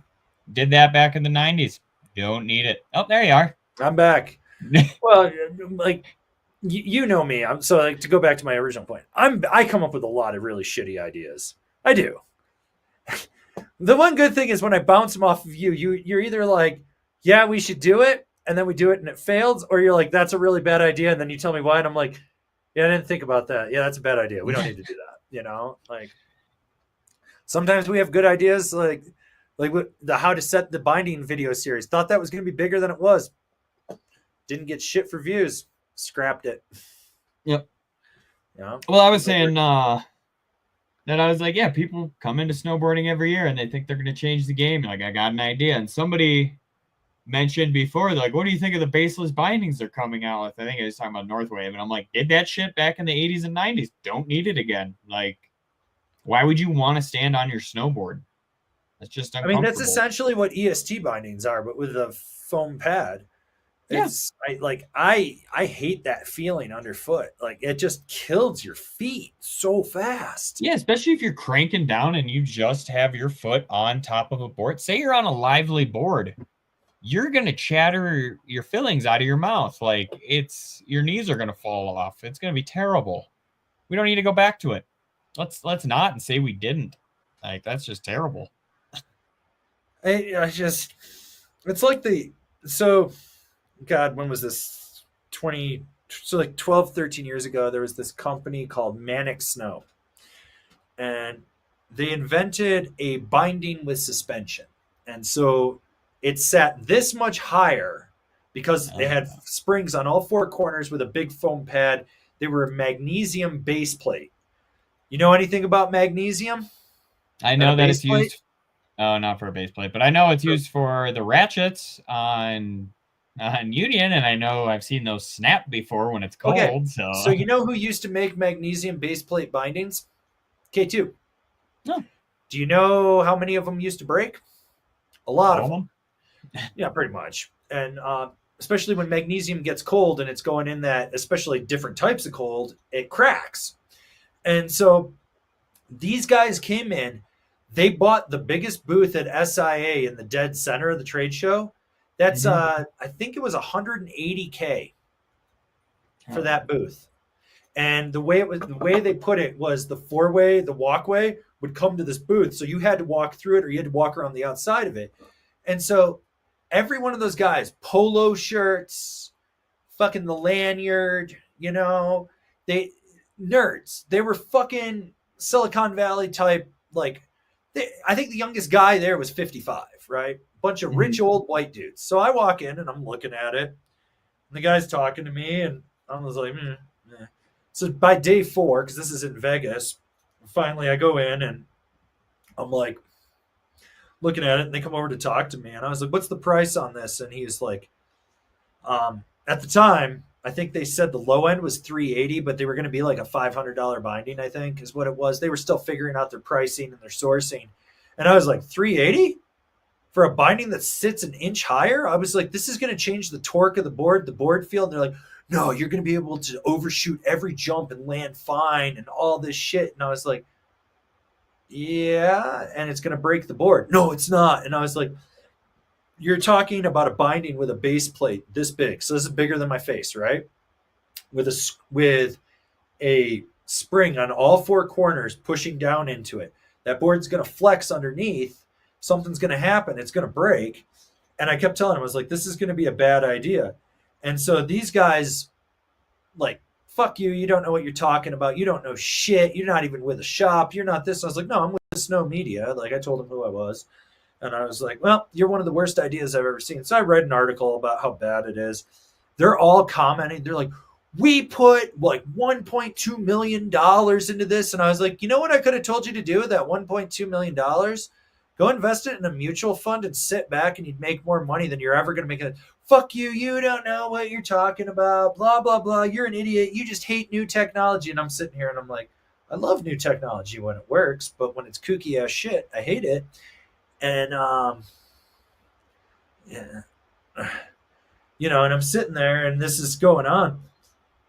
They got 0 orders their first year, gone by the second.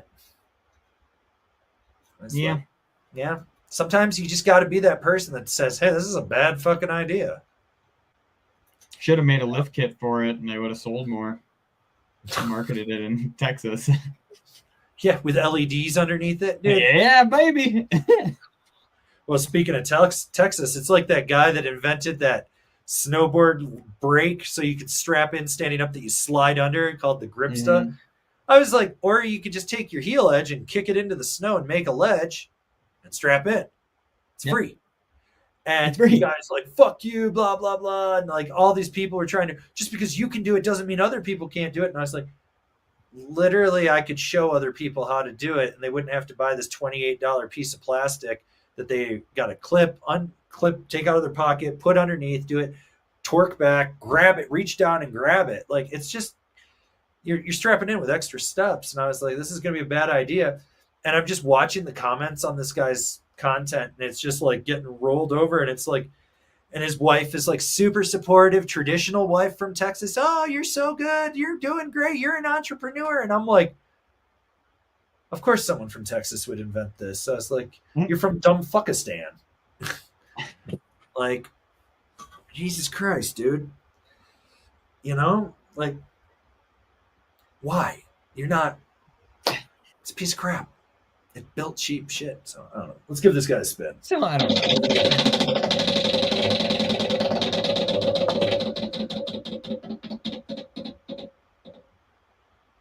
Where are we going? Oh, we got to avoid the clap. It's good life advice. All right. We got Zachary Duck, Rome Artifact Pro or Capita Ultra Fear for intermediate parkboard.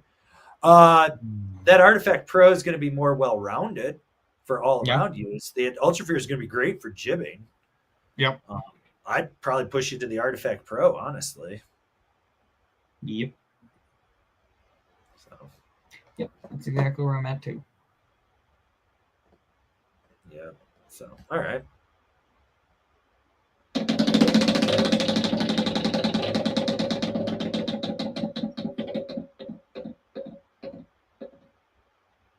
Shop Gravity. Shop Gravity.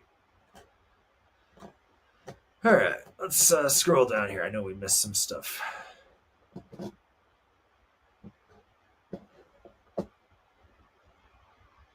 Yeah. Okay, let's see.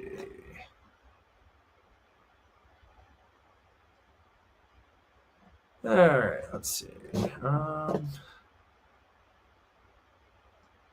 Okay. Take this super chat from Just Another Jones. Red Dad with a directional twin and a power board who rides like 15 days a year. Do I really need a third board? Maybe Slush Slasher or Warpig? Honestly, no. Here's what you should do. Rather than buy something new, go on Facebook Marketplace around the nearest major metropolitan area to you, so wherever you are.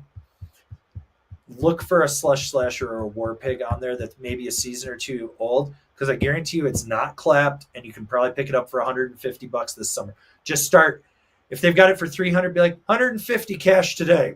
They'll probably tell you no.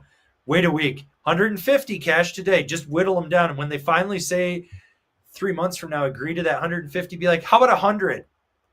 What? $100? No, I got to drive to pick it up. Whittle them down that way. That's what I would do. Pick up one of those boards for cheap. That's how I would do it. Don't buy something new. In your situation at 15 days a year, honestly, probably don't need it. No. Mm-hmm. Yeah.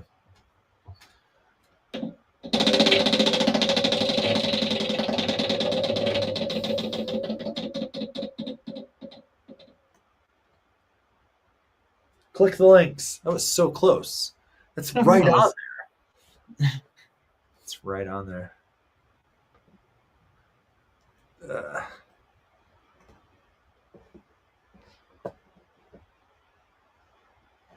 Okay, we'll take this one from David L. Thanks for a great season. Did you like the Yes Greats Extreme better than the previous years on Ink? Any major differences? Oh, well, so the Yes Greats on Ink was just, that's it. It's just the Greats. It was like, that was it. That was the model. So the Extreme is completely different. It's got all the high-end materials, ultra lightweight to it. Great board. Rides great. It's lightweight. Carves well. Holds an edge well. Pops exceptionally well. The wheel is possessed. So, yeah. So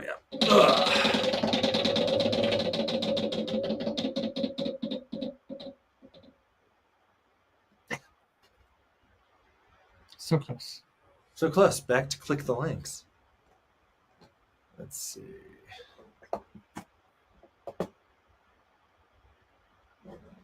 Yeah, let's see. Okay, we'll take this one from Lewis Ing. What do you think about a 5'6", 160-pound guy on a 155 Jones twin sister? The graphics are so in love with.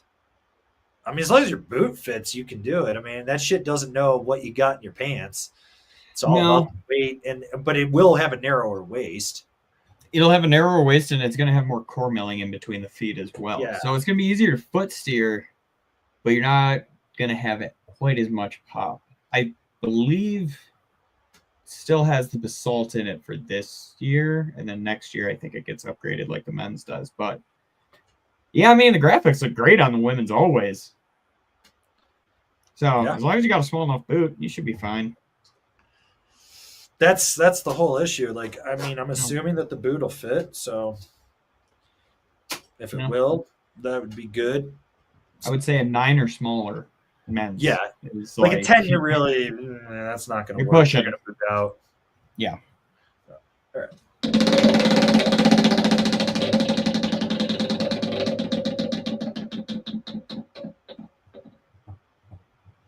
You do not win a set of phase bindings. You do not. No. All right. Take this super chat from Colin Leapart. Is the next year's Rome Katana heel strap any better than this year's, or is it mainly cosmetic? It's a completely different strap. So this is off the phase one, but you can actually see in the Aux Tech that it's completely different. It's completely redesigned. It's more rigid than it's been. It rides different. You rode the Katana Pros with it the other day. I liked it. I really liked the ankle strap on those. Like, I liked it, especially because on the other ones, with all the holes in it and stuff, sometimes I'd notice like my pant get caught on it, or it just gets caught up on like weird stuff on there. That one, no problems whatsoever. Feels a little bit stiffer, I would say, but for the most part, it's still extremely comfortable. Like, they didn't sacrifice on comfort whatsoever to make it a little bit more responsive. It was a great heel strap. Like, Rome makes the best straps as a unit, I would say.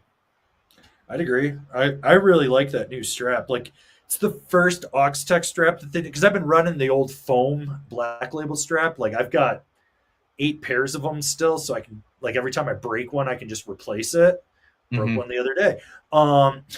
And that's the first time that I was like, I could run this strap and I would be happy with it.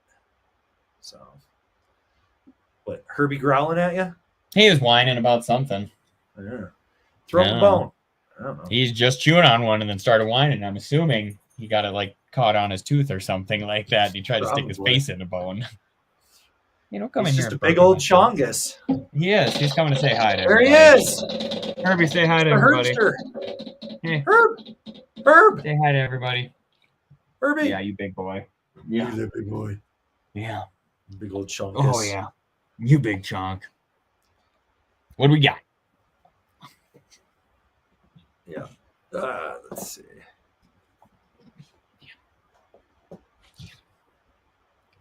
I know. Nope, you're not going to come up here all the way. We're done. He tries to climb in the chair with me now.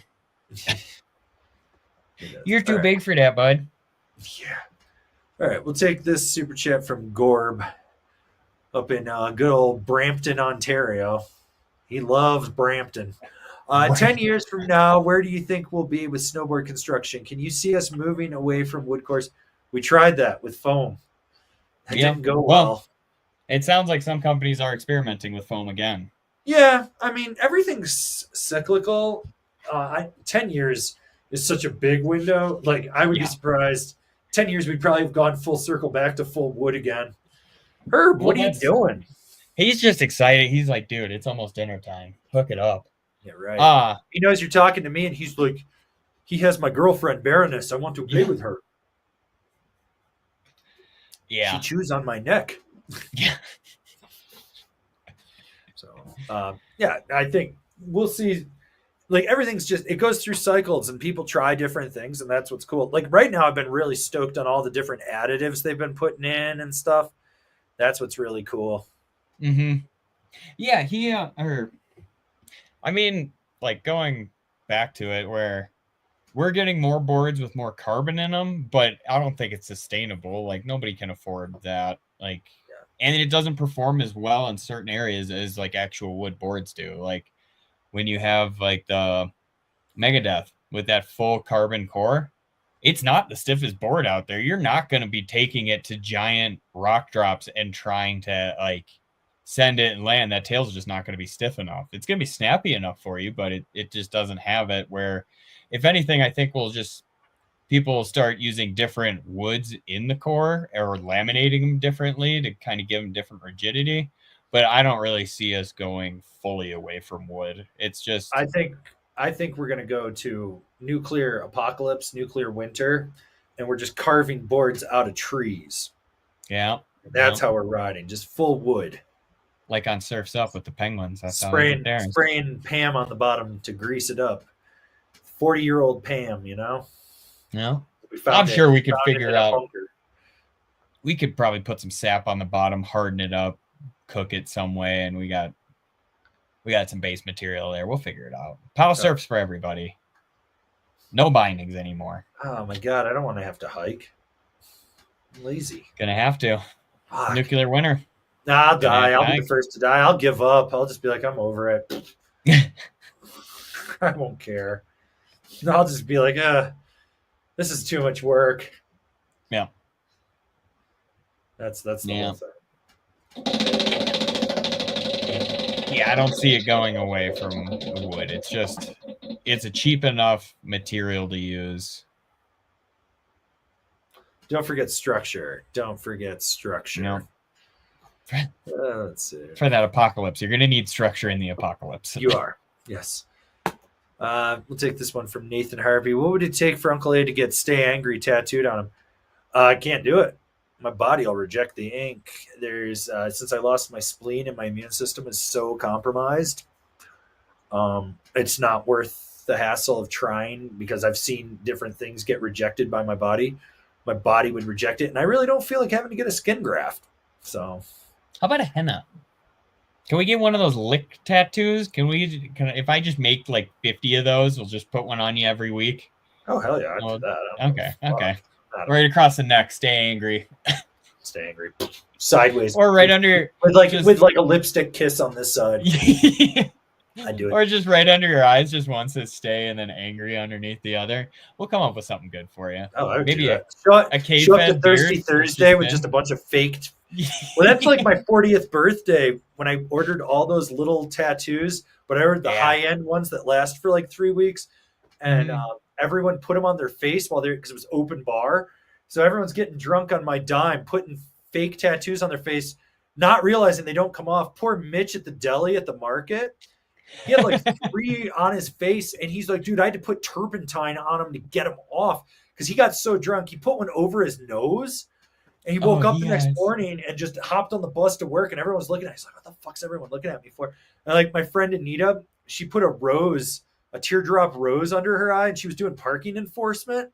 Some dude started screaming and turned around, and she's like, can I help you? The guy saw that, was like, we're good. But the killer one was little Teddy. My friends Levi and Kristen's 1.5-year-old was starting new daycare, and he purposely sat himself next to because it was in the gumball dispenser, and when someone would get it and they'd be like, what the hell? He'd be like, he'd just point at himself. That kid had like 60 tattoos on him, on his neck, his face, we found a big one, like we put it on his chest. He had like a lower back tattoo. So he shows up to daycare, and Kristen's sitting there going, oh my God, I don't know any of these parents. And she's like, I assure you our child is not tattooed. Like, we did not tattoo our baby. It was our friend's birthday. They are fake, but they're high end. These last for like 3 weeks. And of course, like, she's got a full sleeve and shit, and her husband's tattooed and everything. Super fucking funny. Yeah, it'd be like that situation. Actually, maybe that's what we should do for Thirsty Thursday next year. I still have like 300 of those tattoos. What? I'll give the gumball machine's still full of them. Yeah, we need that. We need those. Like, maybe I'll bring that up for the after party. So, yep. Or we keep them there because then everybody the day before they can go all tatted up, and then we go to we do them at dinner. We do them at the Castaways dinner. Yep. So like meeting of the minds. It's a way to get people in there because I'll just tell you because at my birthday, 2 of them had win a snowboard in there, so people were coming in. So we'll fill them back up. Are they still in there? No. Sergeant Slaughter won one, and then my friend Nick won the other one. So nice. But yeah, that's what we do. We bring that to Castaways. You could win that, like win a few things in there, or win a Malort shot. That's not a win, but okay. Banana cream Malort and the dick injector. Yuck. That's what we were doing at my birthday. It was hilarious. That sounds gross. Yeah. So I don't know. That could be pretty funny though. I think we could do that. And yeah, I don't know. It's yeah, I think we could. That's an idea.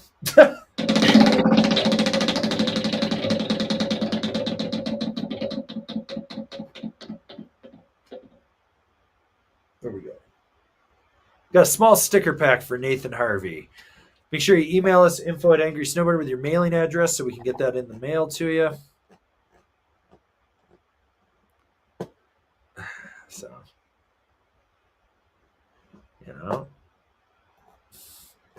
I mean, our moderator knows what's up. Everyone wins with Malort.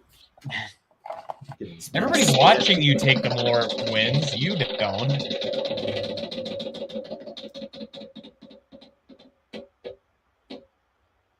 Oh, fuck. Try again, man. Try It again. was on it, too. It was. It was on it and then popped off. Fuck, dude. This thing. Son of a This bitch. thing. It's okay. Anyways, I think we're slowing down. I think we're going to get out of here since it's the last one of the season. We'll be back in June, maybe? I don't know. Yeah.